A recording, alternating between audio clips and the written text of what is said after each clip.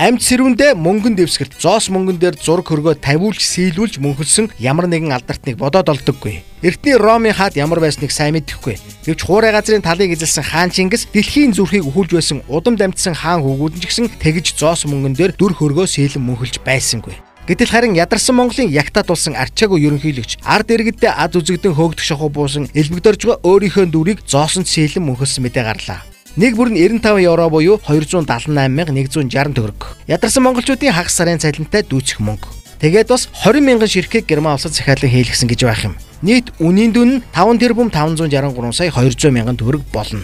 Ямар вдэ хийлгсэн хүн Монгол банкны Эрдэнэсийн сангийн захирал Эрдэнэ туяа гэх бөгөөд тэрбээр элбэгдэржийн бэр юм гэн. Дэлхийг донслогож түүхэнд дархлагдсан хаад Чингид өвчгөнөж байсангүй. Гэтэл өчүүхэн мул ойрчин элбэгдэрж. Монголчууд бид төрийн тэргүүнээ ингэж хэлж байсангүй. Гэхдээ элбэгдэржүүл 3 сая монгол иргэний итгэлээр олон жил шоудаж төрийн тэргүүний сэнтид улиран сонгогдож сүүлийн 8 жил ард түмнийхээ итгэлээр маш муухагаар тоглосон хүн. Адаг сүулт нь гэмт хэрэгтэн лой урчин хулгайч байсан нь илэрч хөөгдөж тугцаар хугацаагаа чүү чамай дуусган төрийн сэнтинээс арай ч хохорсон хүн. Тийм болохоор л өчүүхэн мул лой урчин хэмээн хэллээ. Түүхэнд нэрээ мөнхлөх амархан, ёстой амархан. Томоохон лойвор хийчихтэл тухайн улсын түүхэнд хулгайчаараа дуудуулан мөнхрөөд үлчгэж байгаа юм. Гэхдээ улсын мөнгөнд тэмдэх танд л лав биш. Элбэгдэржүүл Монголын түүхэнд тэгжил хараар бижигдэх хүн.